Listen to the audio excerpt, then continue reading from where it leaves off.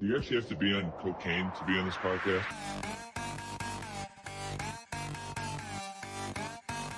It's a great day to be a Wildcat! Cocaine.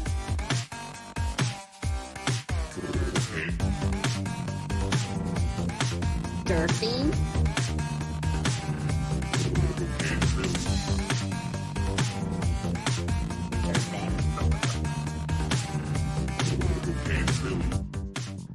What's up, everybody? You're listening to yet another edition of Cocaine Willie. I am your commissioner, Bob Trollsby, and as always, I'm joined by my co-hosts, the good chef, Andre Napier, and Fireball Matt Marchesini.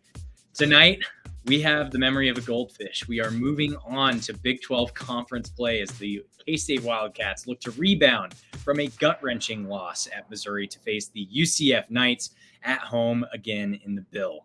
To preview the UCF Central Florida matchup, we have UCF Twitter superfan Dali Drama joining us to tell us a bit more about his Knights, led by Gus Malzahn in their first Big 12 conference matchup as one of the four newcomers to the conference. Dali, you were one of the first UCF Twitter fans to really get into kind of like the Big 12 Twitter sphere, for lack of a better way to put it, over the past couple of years. I mean, what's your history as a fan and an alum of UCF? And what do UCF athletics mean to you as an individual? I appreciate you guys having me, man. Yeah, I mean, I've been a UCF fan since I went to school here, 05 to 09, some lean years. We kind of in a Conference USA. We moved down from New York when I was about 7 years old. So we were from the Bronx, and we didn't really follow college football. So we're here early 90s. People are like, are you a Seminole or a Gator? And I'm just like, I just kind of don't gravitate towards anything. So I was kind of a free agent for college, decided to stay home a little bit from Orlando area. And then it was awesome, man. I remember we used to go to game in Citrus Bowl. It used to be across town. Was there 05, 06. We get the stadium in 07, opening up with Texas. We come close. So there was a whole bunch, man. A lot of great memories and firsts. It's great to be a UCF fan for that kind of factor. I went here. My middle sister went here, and my youngest one actually went to South Florida, which is pretty fun for the Warren I-4 rivalry. But yeah, no, just kind of became a UCF fan, went to a road game. It was UCF at NC State. I think we were like 2 touchdown dogs, and it was Kevin Smith, first play from scrimmage, reels off like a 70-plus yard touchdown. We went absolutely bananas, and it was just kind of just hooked from that point. I remember pre-gaming, we were at the hotel pre-gaming seeing App State upset Michigan when they were number 5. So it was like, why not us? So just kind of got hooked from there, season ticket holder, and just been kind of ride or die since there. And then once about 2 years ago, we got the invite to the Big 12. It was just kind of just like all hands on deck. I think you were one of my favorites, just kind of a play on Bob Bowlesby, which was incredible. And then, K-State Twitter has been probably the most fun. We came in kind of hot earlier in the year on the other side of Farmageddon with Cyclone Larry, just taxed us from the get-go. So that buzzsaw was fun, and then just kind of having fun with everybody, man. There's such good people, just to kind of have fun and just kind of spar a little bit and talk some smack, but it's all good. I love it. So let's look at the matchup for this season, and talking a little bit more about Gus Malzahn. So third season as UCF's head coach, and took over a program that, Scott Frost and Josh Heupel, they had really good success in their time at UCF. He's won 9 games in each of the previous 2 seasons, off to a 3-0 start this season. I know a lot of folks in K-State and Big 12 circles have noted UCF as probably the strongest of the 4 newcomers this season. And there's no doubt this weekend's matchup is, I think, going to be a really good litmus test, not just for us right now, but also for you. So what are the vibes within the program right now as UCF enters conference play and tries to make a run here for the Big 12 championship? Like I was saying earlier, it's kind of surreal, man. This feels like an out of conference game, especially in September. As a G5, you have to be so damn perfect on just beating a mid-tier ACC team or just showing out if the stars align with someone that was ranked preseason, Now we can kind of enjoy the full breadth of the season. I mean, we can actually be in a title race that's not just us, Cincinnati and Memphis, or Tulane even last year that kind of snuck up on everybody. The vibes are good, man. I think We had George O'Leary when I started here. He was kind of putting the groundwork of the program. We've only been D1 since '96. We had Dante kind of put us on the map, but building from there, we were in the MAC for a little bit before we went to Conference USA. So getting that on-campus stadium kind of really solidified it. But we've had a fan base, from Division 3 to all the way up. Only kind of school in the country that's played all that. But the vibe is great, man. I think when Scott Frost got here, it was kind of a culture shift. We couldn't have names on our jerseys. Now we are like Oregon East with just different color combinations. Let's play music at practice. It's just like, let's go crazy. Let's just have fun. Let's kind of embrace our youth as a university. So that was awesome. 16 happens. We kind of show a pulse. 17, that magical run. And then he kind of leaves and we thought, is that it? And then Heupel runs it back. We had Mackenzie Milton. That was incredible. He's here for 3 years, and then he leaves. And I got to be honest with you, I wasn't really too excited when we had Gus. I thought Gus was just going to be kind of a Power 5 retread, just kind of park it here for a couple years, go to another P5 job whenever it opens up. And he's fully embraced it, man. That first year that he was here, I mean, it kind of sucks. He's been bitten by the injury bug the last few with his quarterbacks. But we had Dylan Gabriel was under center, kind of a leftover from the Heupel era. We were at Louisville, literally freak play at the end. They kind of block our kick. They run it back, or they tip his pass, rather. They run it back, and he breaks his collarbone, doesn't play the rest of the year, and decides to transfer to Oklahoma. So that was a little bit of a tough spot. Gus didn't really have him for that entire year, but we beat the Gators in a bowl game to end the year, which was great. We were threatening for a conference title last year, just kind of our lame duck in the American. Fell a little bit short towards the end. But year 3, man, I mean, his recruiting is killing it, man. Top 25 right now. I think we're only number 2 behind Texas Tech. They just got that 5-star. But he's putting in kind of a wall around Central Florida and Orlando. Heupel didn't really give too much love to the local area. I mean, we got some studs that are coming, into the wheelhouse now, and a lot of guys who are, people that went to other P5 programs, and they have buddies that are committed to us now that kind of want to come back. We got LeBlanc from Oklahoma for a year. And with the transfer portal, UCF's a great parachute spot where you can play P5 ball. You're in a great area.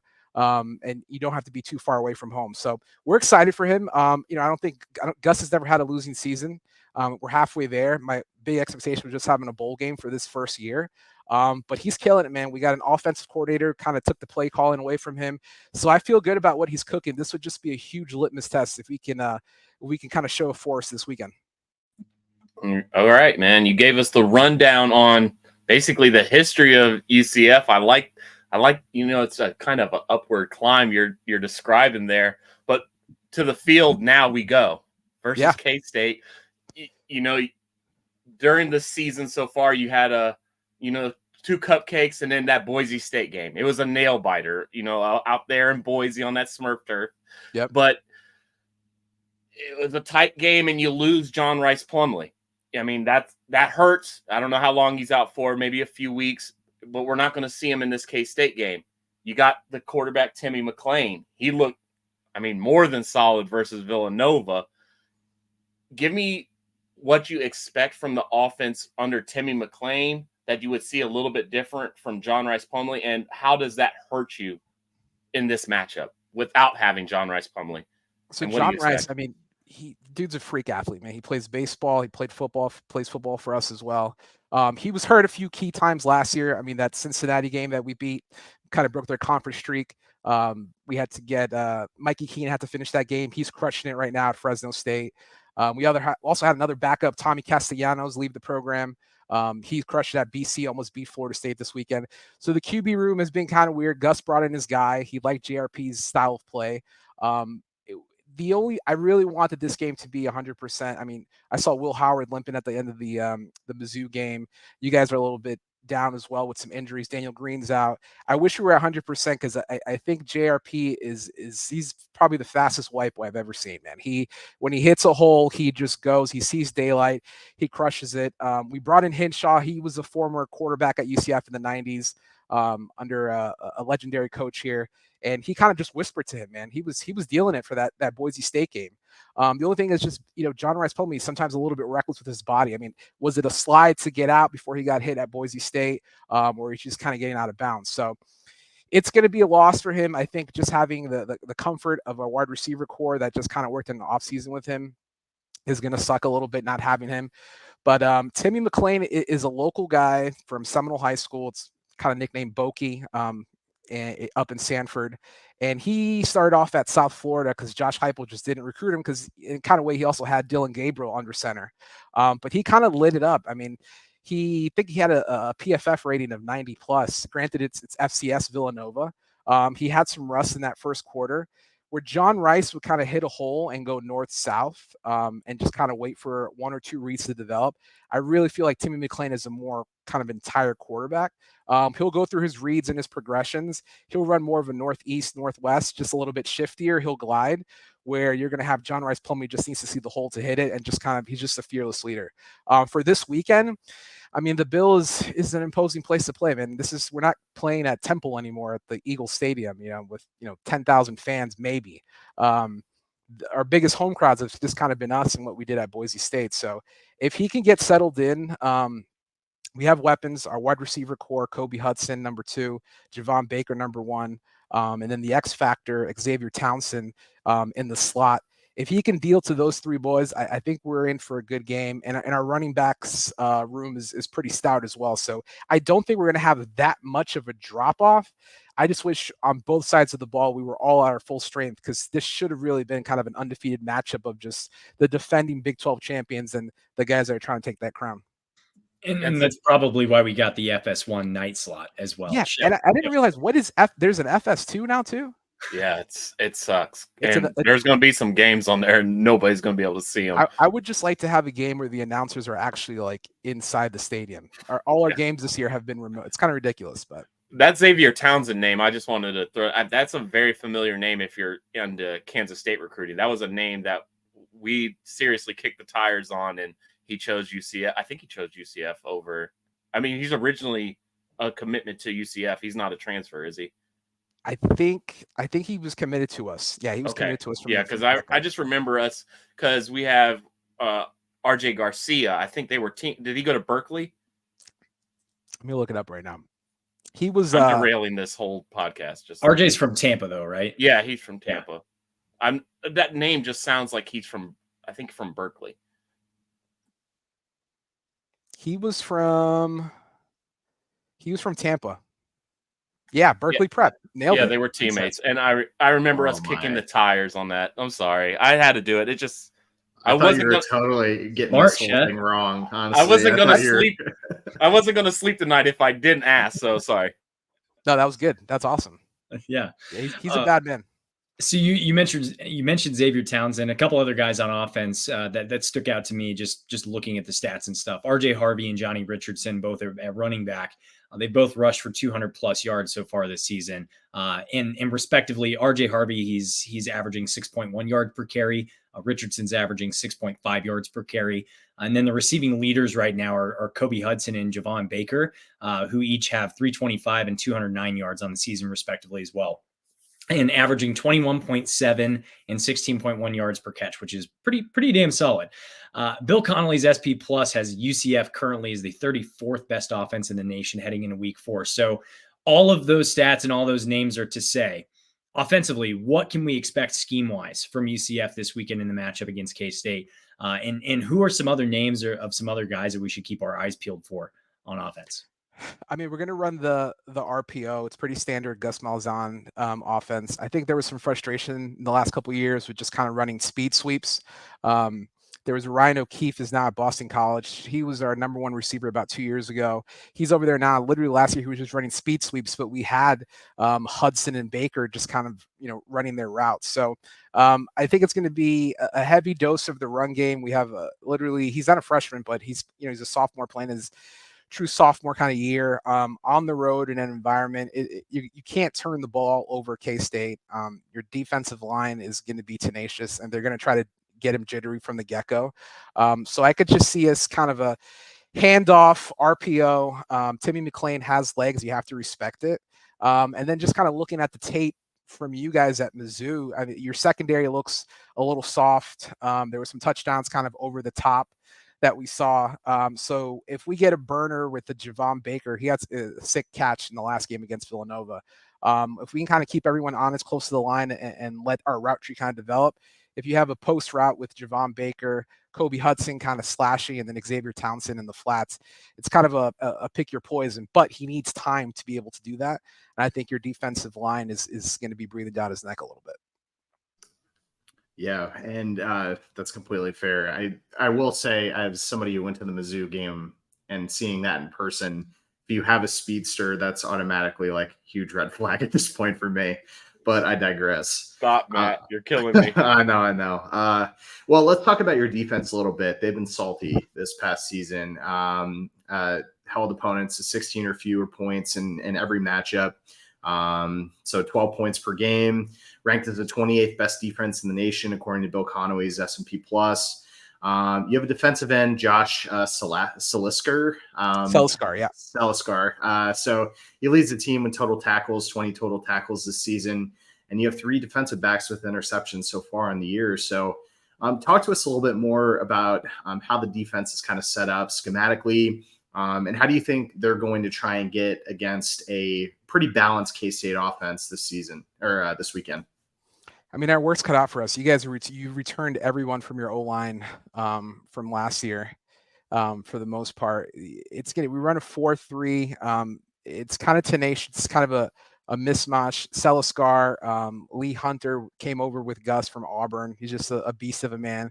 PFF, he's right there. We have a true freshman and John Walker from Osceola High School, local high school. He had the highest PFF grade this past weekend at 91. It's his 3rd game, kind of in the rotation. There's going to be different stunts. We've been kind of playing it kind of vanilla for our defense. Our only kind of weakness has been our linebacking core. I think there's been a few picks that we've had in the secondary. DeCorius Patterson was from Middle Tennessee State. He led the country in picks last year at 7. So he had one. DeJordan Mask played the first game, had a really sick catch against Kent State, but he got a little dinged up over at Boise State, so he didn't play the last game. So they should be back in the rotation. I think it's just keep everything in front of us. Our defense has been kind of a little bit gutted, just key guys from the portal. One guy went to Florida State. I think it's just our best position group is probably our defensive line. So to kind of get that push, I could see a lot of stunts. I don't know if Will Howard's at 100%. I'm just thinking nightmare fuel if you have an Avery Johnson, under center, and then a Will Howard in the flats as a wide receiver. Like it's kind of like an expanded wishbone. What do you do? I can kind of see us freaking out on that, but it's the Big 12, so our corners are going to be tested. I definitely expect Will Howard to find people. Will Howard reminds me a lot of Bortles, like a finesse Bortles, just in the pocket like a statue. And then he just deals, man. Like you guys just deal right over linebackers. And it's just wait. Okay, cool. And then Will Howard can just fall for it. I'm a Giants fan too. Will Howard falls over like Brandon Jacobs. He just lays his body down. It's like, oh no, I just got 3 yards with my body. So it'll be interesting. I just think the defense, we're gonna have to get a takeaway on defense for this game to keep a game. Man, oh man. This is going to be a heavyweight fight. I could just feel it. I'm pumped. I'm so pumped. Okay. So I'm the guy on the podcast that definitely throws questions out that have nothing to do with like what we're talking about, because we're talking about K-State football game. But you touched on it very first thing we were talking about when you broke down UCF's history and you went right into recruiting. Because if K-State was recruiting the way UCF is recruiting, I know I would want to talk about it. So let's talk a little bit UCF recruiting. You guys are on fucking fire. Yeah. Top 25 class at UCF. Holy shit. 8 4-stars in the class already. That's kind of crazy. Explain to me what's happening. You said Malzahn's putting the wall around Central Florida, basically locking it down. What do you expect from recruiting? Is this what you expect from recruiting from like here to forever, or is this kind of like a flash in the pan? And is this what we're going to expect from UCF now that Texas and Oklahoma are leaving the conference? Are you guys going to be the big kids on the block on the recruiting trail? Listen, I got utmost respect for a K-State where you guys would put teams together recruiting 2 and 3 stars where you mint gems and you have beef in the lines and you have men that you make it a thing. That was at UCF under O'Leary. You grab a Bruce Miller that was a 2-star or a low 3-star and a Blake Bortles and make it a top 3 pick in the draft. You got to mint your guys. I will put a Florida 3-star against anybody in the country, wherever you're from. The difference at this level is line play, right? So we always had speedsters and guys. I mean, we put Brandon Marshall played for us as a defensive back, and he's almost could be on knocking as a Hall of Fame career as a wide receiver. We've always had. You're always going to be able to get skill talent in Florida. It's just the line play, and there's a different attitude when we can keep top 100 guys back home. You got to mind you, we're recruiting against Miami, Florida State, and Florida. But the knock was always, you're not in a P5 conference. You're not sure you have an on-campus stadium. You're not going to get it done. And a lot of these kids are saying, why not us? Why are you going to go to a spot that you were going to tack onto tradition where you can build your own legacy and build your own tradition and play good ball? There's going to be amazing matchups in this conference that you can have exposure, national exposure. You're going to have matchups where it's going to mean something to the state of Florida. It's the only Big 12 flagship program, and it's exciting. Everything is cyclical. There's always been times in the state of Florida where Florida State, Miami go through their paces. But a place like Miami these kids don't remember Miami unless they have, they watch the U on ESPN Plus. Like it's not what they think it is. And I think there's also some pride for the state of Orlando of maybe doing something like Miami did in the 80s, where you keep those guys home and hell, we're going to play high school ball. And then the guy across from me, we're going to, put on for UCF at the same time. So I think it's that. I also think it's Gus, man. I mean, Gus just brings like an SEC at CEO level of tenacity to what he comes in. He came in and he's like, I have guys, he loves himself some SEC transfers. You got to do it in the line play. So it's just bringing those big uglies in. And it all starts, I'm going to say we're going to look back in a few years. It's going to be John Walker, the guy I was talking about that had that 91 plus grade in this last game. Local kid, was getting major pushes from Florida, man. We're watching him at Florida, Utah last year. We're seeing him in Gainesville on Instagram. We're like, dude, this is going to be the last minute signing day. He's not going to sign here. And he stuck with us, man. He stuck with us. Our defensive coordinator left. Travis Williams went over to Arkansas, and John Walker just puts on his Instagram, hey, I'm doing bowl practice with the team because I can. And he was here, So I think it's just kind of the stars are aligning. The UCF story makes no sense, but it does make sense. It's like Dubai in the 60s, just the desert. And now look at us now. It's just the growth that we've had is absolutely insane. But I think there's some juice to us, man. Our uniforms or swag are just kind of just being irreverent, just saying, we're going to claim it. We're going to claim it. And we're going to back it up again. Like it's a different vibe. It's something different for the state of Florida. And I think it's here to stick, man, but it's got to be some substance backed up into it. And the way that Gus is doing it, man, he's just getting good guys that believe, and it's from here to the Space Coast to Tampa down to South Florida. I mean, we are locking down talent in the state, and it's exciting, man. It's damn exciting. Well, you bring up excitement, and UCF's one of those teams I was excited to have added to the conference when you look at those 4 newcomers. And I mean, of those 4 newcomers, we've obviously talked a lot about how UCF has kind of set themselves up to be one of those better 4 teams coming into the conference. I guess just for you personally, what's been the most exciting for you in this transition to the Big 12? And then I've got a follow-up question after that, but I want to hear what you're excited about first and foremost. Fans, man, this is so cool to be able to kind of talk some ball with some guys that didn't go to my school that are not, it's not game week or it's not trolling Cincy fans for the week. I mean, you'd have some spar with like a South Florida. You talk ball within the state of Florida all the time. You always kind of keep tabs on that, but it just feels like you kind of have a cool community, man. Everyone kind of brings heat the same way. Enjoying your conference matchups out of conference. I haven't watched so much conference ball that I have in the last few weeks. Because there's actual implications of, things of just like, holy crap, like, Oklahoma State loses to Baylor in the Big 12 championship game, and all of a sudden Cincinnati gets slotted in for a spot that we didn't go to a CFP for Oklahoma State. So just having fans, and I'm also excited to kind of have these college towns. UCF is not a traditional college town. On game day, the East Side Orlando is totally black and gold. Away games, you'll see everybody will have their watch parties and their bars and all that. But to fly into to MHK and just see the town, go to Aggieville, hear the Wabash cannon, just like be out there out by the bill and just like raging. It's so cool. And just kind of seeing everyone's tailgate photos and stuff. There's a certain energy towards that, and I'm looking forward to watch live football maybe in a hoodie, just to see some games a little bit colder environments and see some fall. So I'm excited, man. It's going to be great. I'm even stoked for our basketball pedigree hasn't been the strongest, but going to Kansas City for that looks like a huge party, man. And it's a blast, and I love it. Awesome. And you mentioned some of the traditions of the Wabash Cannonball and just tailgating and all that good stuff that we have in Manhattan.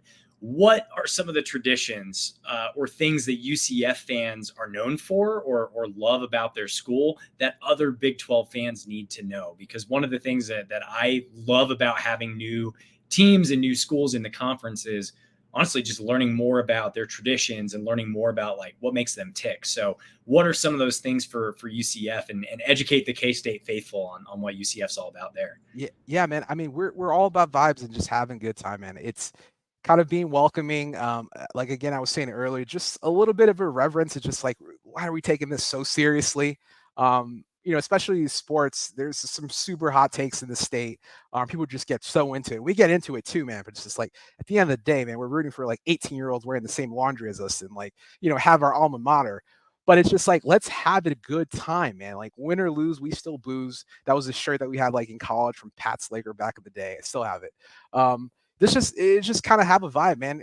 You're going to win a game. It's going to be fine. But when you back it up and you have the success that we've realized, it just feels awesome. And I think people kind of underestimate, how good can a tailgate scene be in Orlando? And it's just it's pretty damn good. It's very concentrated. It's spread out. We don't have 100 years head start like a lot of these universities. Our donor lot's not going to be littered with RVs. It's just our average age of our alumni base is 38. So, we're just having kids now, so it still gets rowdy, it's still like the hokey pokey. You could still walk the fine line of just maybe I will walk through the alumni or the student tailgates by Memory Mall, I could still do a beer bong. I could still hang, so I think we just have that in and out of where we still get it. We're very chill. But we can tweet sweet and we can get spicy. We can clap back. We're in a state with top 3 of the most iconic collegiate brands. So we know the shit talking and we know how it happens. But UCF traditions is just kind of just vibes. We travel really well. Fun things that when you're a student here, we're known for the attractions. We have Universal nights. It's usually a freshman thing. They shut down Universal for the night. Get to enjoy that. Our space game tradition, we're going on 7 years now. We're 30 miles west of the 30A launch pad. For some reason, just by luck, it lines up on the 50-yard line. So you can see the rockets go up, and Elon's putting something in space every other day. So you can pretty much catch it, on the regular. So that's awesome. We have that space game, just kind of something that just ties local to us, our citronaut heritage of, Florida girls with citrus and the space astronauts. So that was cool. And we go all out on that. That's a fun party. People will be dressed in spacesuits and aliens and all that. We have themed drinks, and it's just the whole thing. It's just another layer to the tailgate vibes.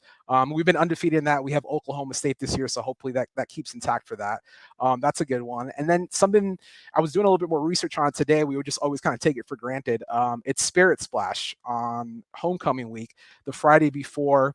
All the student body, alumni usually come by if you're in the area to kind of check it out. There's a reflecting pond that's in front of our admin building on campus on the north side of it. And essentially, as everyone's just around, it's a huge pond. It has a fountain in the middle. It's pretty much sealed off for the entire year, but for homecoming, you can all jump inside of it. And everybody just kind of just goes crazy. It's like an Ibiza pool party in there for the kickoff. And the big thing is they have these rubber ducks. So these rubber ducks is very few and far between. They're 20. They're very specific for that year. And you can catch them. And sometimes they have upgrades. So you could be on the field for, the homecoming game or something like that. So it's pretty cool. Tradition got started 95. They pushed the student president in the pool and everyone just in the reflecting pond, everyone just kind of followed after. So for a young school, that's kind of one of our things that we have it. RG3 did it last year when we played Cincinnati, and he actually lost his wedding ring. in the reflecting pond. So it was like a whole thing, and then all the students scoured it for like 20 minutes, and they found it. So it was incredible. But I'll post that on Twitter after this so you guys can see it. But he's literally like full GoPro camera just doing the whole thing. So it's fantastic. So that's some of our traditions. I mean, we're still building that. Again, we're a young school. But to have that beyond kind of, recently winning and all that, we just keep charging on. Wasn't the first time RG3 lost a wedding ring either, by the way. I guarantee you that thing is open, baby. That relationship is open. Good. Also, I just have to say, I appreciate the hell out of UCF for being kind of an elite party school, because if anything, the Big 12 is kind of known for culturally, with the exception of Baylor and BYU, which will be its own rivalry at some point. It's elite party schools, and just having like a fun atmosphere, and including the 4 newcomers next year. Yeah. I'm excited. Just fun atmospheres, fun environments, and good student bodies to be around, and alumni. Yeah, we only get to do that for 6 Saturdays a year, man, at least. Maybe more if we're lucky, Right. So you got to take advantage. Baylor's known for their unwanted partying with girls. They don't. They say no. They keep going. A lot of unwanted partying. Yeah, the show them a good time culture that Jeff Levy and Art Briles and Kendall Briles instituted. Yeah, it's good stuff. Anyway, before I do get into my next question, and I feel like if I don't mention this, but the last UCF K-State matchup occurred in 2010. And a lot of K-State fans who may be listening may remember the game, but not because of the game, but there's a classic photo that was taken right before the game, and we had a huge storm that came through. And we'll have to post this on Twitter. But I was a student for that game, and this storm looked awful, but we stayed in the student section for the entire time. Who knows, some tornado could just like come through and just wreck this entire stadium with thousands of students there. But that UCF game in 2010 was we could call it a classic, but it really wasn't. It was a 17-13 K-State win that we won with 20 seconds. Yeah. But so that for me as a student, that's the last time that I've seen K-State play UCF. So I'm super excited to definitely have you all in the Big 12 and have this be a great matchup for years to come. But also as a college football fanatic, thinking about some of the UCF players that have come through that program. You mentioned Dante Culpepper and Brandon Marshall, guys like Asante Samuel, who a great player in the NFL. Blake, Mackenzie Milton, Shaquille Griffin, the Griffin brothers. Yep. So from your time at UCF, I mean, who's the one player that was your favorite player to watch, root for, while you were there or up to now? Yeah, it had to be Kevin Smith, man. That guy was he was toting my the rock. dog. Yeah, I'm a Giants fan, so I love the ground game. That dude was just a beast, man. That was like our first on-campus stadium, and he just, like I said, I was at NC State. He just reeled that off. He was super shifty. He was chasing Barry Sanders that entire year. I think he has all time. He's number 2. He was incredible, man. This is like 07. What's our smartphones, right? It's just kind of like a flip phone, and it was just awesome just to kind of enjoy that. His mom he was from South Florida. His mom would come up to games, and she was a ball of electricity, man. And she was so cool. And we'd be like, "Hey, Mama Smith, can we take a photo?" And he goes, "Come over here, baby." So it was just like absolutely. It felt cool, man. And then you would see this guy in school, just being a person, and it's like, yeah, I just rooted for you on Saturday. So that he was great. He's just a great person. He's climbing the recruiting, the coaching ranks and all that. And then just a funny story, Ja Reed. I think you guys had him on the Kansas City line back in the day. Ja Reed was, look him up, Jahreid. I think he played for Kansas City. I had him, right? I had him in a psychology 2016. That is a deep cut. Yeah, he was a beast of a man. He was huge. And I just remember I had him in a class, and it was just one of my favorite memories of college. I think it was like a human psychology class, but there was like a sexuality component to this. Anyhow, he's asking me to keep notes for the entire. He's like, hey, you have real nice handwriting. Do you mind if I like copy your notes? I'm just like, yeah, dude, like I'll just make a photo, like whatever. Like, it's just cool. It was just like another player in class, right? So we're having a good time. The class is fine. It was like a 3-hour Thursday class. Everyone's going out. Just like, shit, I need to take this for my minor. So we're there, and I remember vividly. It's just still one of the funniest things I remember. It was like sexuality course or whatever. And he turns around, he goes, I don't need any notes on titties. And it was just like, it was incredible. But he was a blast. So that was one of my favorite stories of college. But I would say him just for that anecdote in Kevin Smith for sure. Kevin Smith used to play with his gold teeth in, if I remember right. Dude, you want to talk about old school like NIL type of stuff is one of the funniest things. I still have a screenshot of it somewhere. He put on Facebook when Facebook was a thing.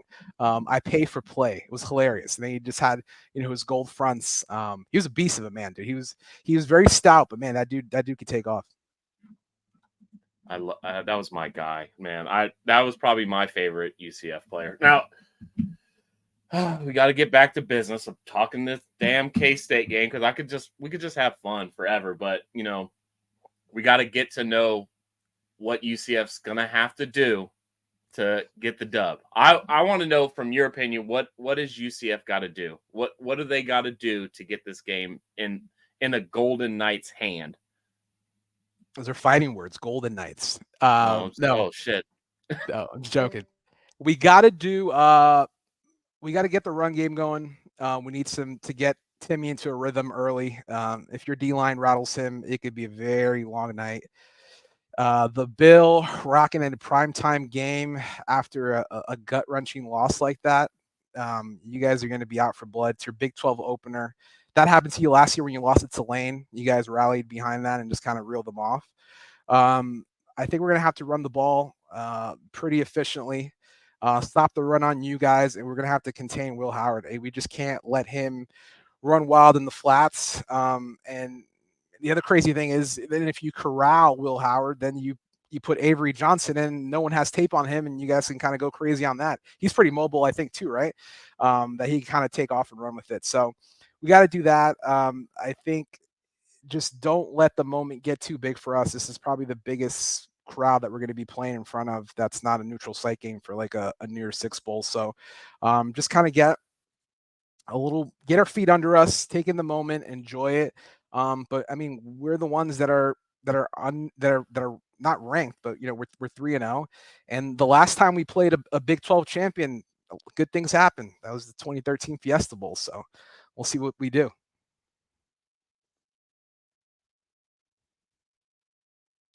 Sorry, I was just adding it up real quick. K-State has only allowed 150 total rushing yards all season and 50 per game. So if I were to boil it down to something, I feel like K-State's rush defense has done a great job so far this season. And clearly our Achilles heel last week against Missouri was explosive plays from wide receivers. Well, I'll tell you this. We had a 33-year-old man playing middle linebacker too. So true. I mean, we're going to have a 17-year-old there now. So whatever. Yeah. I think for Timmy though, for him, obviously the explosive plays over the top, we got the burners. He's just going to need time, and that time for the RPO to work properly, he's going to have to get some runs. But damn, I didn't realize 150 yards the entire season you've only allowed? 6 yards against SEMO, 70 yards against Troy, and then what was it? 74 yards against Missouri. Shit. So pretty solid. That's pretty stout. Yeah. So I'm feeling very good about our rush defense still. Well, you gotta take into account that they subtract sacks. So realistically, we've probably given up close to, sure. 200 something on the ground. But they take away sacks. So I don't really rushing numbers in college to me doesn't mean anything. It's just how effective you are on. For me, it's all about how effective you are when we know you're going to run on first down. If you're running for 5 or 6 yards, that's a win every time. If you're getting tackles for loss on first down, then that's a different subject. But rushing yards, I don't ever look at those. It's how effective they are on when we know you're going to run. And if you guys are able to run the ball for 4 yards on first down, then you guys, it's going to be a slaughter fest. Would you guys say in trouble. 1A, 1B for you guys for just strength of position groups would be O-line, D-line? Or flipped? Ugh. Well, it's a whole Not after thing. last week. It's a Yeah. whole thing. You said we got our 5, returning all seniors. We're still missing one. We don't know if he's going to play, and Right. they've just not been cohesive at all year on the offensive line. Realistically, our best position groups have been D-line and probably D-line. Linebacker. Oh. Yeah. Well, we don't. I can't say Well, linebacker anymore. I mean, Well, Wide yeah, but receivers, up to this Up to- season okay, or yeah. up to this game. I mean, they're doing Yeah. something. If there's stuff in the run like that, I don't care who you for 25% of a season. That's still pretty. It's pretty stingy. yeah. I mean, our D-line is probably the most elite D-line we've had collectively in a really, really long time. Nose guards elite, at least our starter, and our ends were deep, and that's after losing a first-round draft pick. So I mean, it's just Right. It's been a blessing that our D-line has been as good as we have, because our secondary has been, at least the safeties have been a little shaky. But yeah, Bob's about to ask you a question. I want to get to that, and then we could talk ball after that. Yeah, I've got my last question, which is just hit us with your final score prediction, and then after that, any questions you have for us, anything else you want to discuss, and then plug whatever. So Yeah, for sure. I think first Big 12 road game. We haven't been used to huge environments. The biggest thing was Boise State. We hit a last-minute field goal to get out of there. Colton Boomer is a guy that I could see is keeping things close if needs to be in between the 20s. To kind of kick, he's good from 55. My prediction is going to be 34-24 K-State. I'm just being honest. I am believing. I mean, it's early in the week, but I think 34-24 K-State. I think the line's at 8. I think 34-24 puts it right at the under at 58. That thing's dropped like a rock, bud. I saw 6.5. I think 6.5. Yeah. That thing's dropping. It'll be less than a touch. It'll be probably about 4 points by the kickoff. Guaranteed. Yeah, I just think 34-24. Will Howard in the air. What's your boy? The guy with the jump pass. Sanote was his name? Benson. No, Benson. That- Yeah. I love that dude. Those passes in that last game were incredible. And he's shifty. He's elusive. Our linebacking core, I think the average height is like 6'1". I think he like 6'3" or 6'4". He's just going to be able. Him and Will Howard are just going to be able to just kind of just jimmy it over our linebackers if we're not getting pressure on our D line. I don't think it's going to be. It'll get away from any of us. I think it'll be a game through the second, third half. I think it'll be a game all the way through. Third quarter, and the third quarter will be a game. But I think you guys will do enough to push away. That's going to be an environment that a lot of these kids haven't played in ever. And if we can find some magic, we'll find it. But in my gut, I think 34-24 K-State. I'll take it. I love it. Well, Dali, we appreciate you joining us tonight. I obviously want to throw it back to you for any questions or topics you have for us, and then plug whatever you want. Yeah, man. So like there's that whole thing on Twitter, like the whole UCF Twitter mafia, and they get all up in arms and crazy, and they're my people. I love them all. They're all great friends, but I did some research myself. I just wanted to pull up some old K-State tweets, just not old takes exposed, but just some things I just wanted to just get some clarification. We're here face to face. I just have some questions. There's a ball knower amongst the group here, which I got to give major props to, and that's Fireball Matt. Fireball Matt mentioned earlier he was at the Purple Wall Cloud game. That was incredible. There's no engagement on this post, by the way, that he posted. Just checked in from the UCF versus Kansas State game at Bill Snyder Family Stadium. Hashtag ESPN Passport. No engagement. Zero engagement, all right? So he was there. So he wasn't lying about that. So he was actually at the game, which is incredible, right? 10-18-13. Dang, UCF, dang, right? So I look up that game. That was us taking down Teddy Bridgewater at Louisville. They were number 6 in the nation. Only loss that they had, right? Yes. That was I remember that game. Yeah, so he was out. Maybe that was a Friday night game. We were going crazy, so maybe he was out, and he goes, "Dang, UCF, dang!" So that these like there could be shirts made of these. These are incredible, right? For the final one for Matt, Fiesta Bowl. He knows ball. Yeah, I take. I remember we this. were we were nine. We were, I think we were like 17-point underdogs, biggest underdogs in New Year's Six Bowl history. I take UCF to cover. They'll make it interesting. All right, so that's did. ball knower Matt. And this was spanning from like all the way back to like 9/25/10, which is incredible. All right, so now we get to Chef. Now the time of year is incredible for this, but it's pretty hilarious. Oh no! I trade UCF for Kentucky. I trade Whoa. UCF for Kentucky. Pause. Oh my God! So I looked at it. I go, what would be the thing? And then I looked at it. February 10th, 2023. This year. That's in the midst of basketball season. That I could you totally get a mea culpa carte blanche. I get that one, but I trade UCF for Kentucky. I got one leg. Okay, I got one leg. And then just friend of the program, the Cocaine Willie account, new 12 or the new Big 12 is forming. If you had to create a food item for each of the 4 incoming Big 12 teams, what would you choose? Bob Trollsby writes, UCF. Board shorts with a side of regret. What the hell does that mean? That's my finest work right there. That killed me. Allison Renner, one of my favorite K-State fans. First comment. UCF is a shot of well vodka. And you post like, I can't even see it, a Viaca bottle of like shitty vodka. It's hilarious. UCF is a shot of well vodka. You co-signed off that, but that killed me, man. UCF board shorts with a side of regret is fantastic.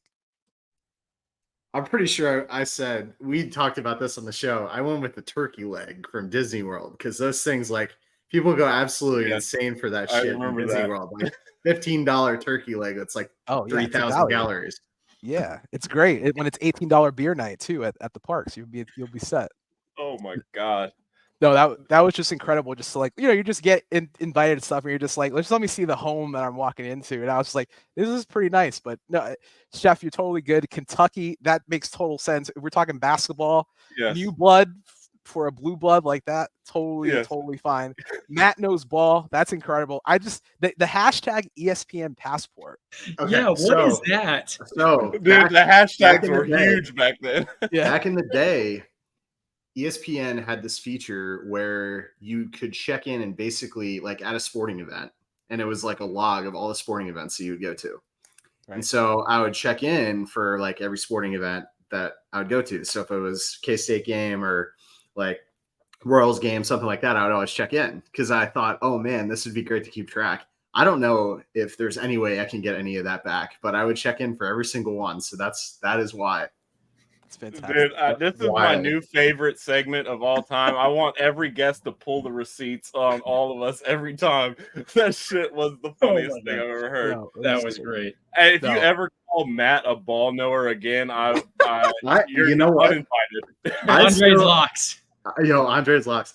I remember the UCF game. I swear it was like a Thursday night game, maybe, or like it was Saturday. I think it wasn't a Saturday night. I'm going to write about it this week. So I contribute to on the sons of UCF.com. I have a column, the lowdown with Dali, just kind of writing, not like game recaps or anything, just something a little bit human interest, just anything that's kind of on my mind for the week. But I'm going to write about that game. I remember I had to work in the afternoon, and the game was just, I thought we had the game in hand, and I'm in the parking lot. I used to bartend at Universal on the weekend, like right when I got out of college. And I remember being in the car, listening on the radio, and I was just like, are you effing kidding me? Like, we will never beat just a Power 5 team. Like, it's always UC if, like, what is happening right now?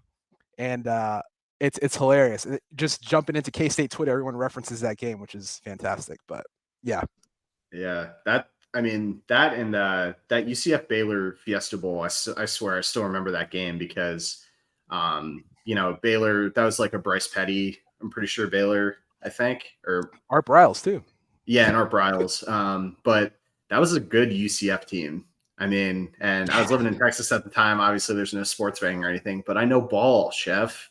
There's a reason why all my locks are like good is because I knew UCF was gonna cover, and then did more Get your than brown that. paper bag ready for this week. That's all. Yeah, I I got. will. Don't worry. Well, on that note, Dali, we super appreciate having you on. This was awesome. You're making it up to Manhattan for the game this weekend, it sounds like. So I'm not, unfortunately, but I bummer. will in the future, brother. Bummer. Well, next time, let us know. You've got a Hopefully. tailgate to go to from Fireball Matt there. He's always handing out Fireball shots. I love it. So It's likewise down next- here. You guys are always Yes. welcome. awesome. Absolutely. Thank you. Well, thanks a ton for coming on. And for all of us here at Cocaine Willie, thank you for listening to the show on your podcast feeds, watching us on YouTube, and otherwise. Do us a favor, if you're listening on Apple or Spotify podcasts, leave us a 5-star rating. If you're watching on YouTube, give us a like on the video. And as always, you can follow the show on Twitter or Instagram or YouTube at Cocaine Willie, or follow us individually. I'm at Bob Trollsby. Chef is at Chef Andre Napier, and Fireball Matt is at Matt Marchesini. Dali, plug your stuff real quick, and then we'll get out of here. Yeah, brothers. Dali_drama. Just like posting shit memes, making people laugh on the daily. Some Big 12 takes, some college football takes, or whatever happens. sonsofUCF.com. I have a column there, the lowdown with Dali. And then introducing new fan bases, UCFsports.com.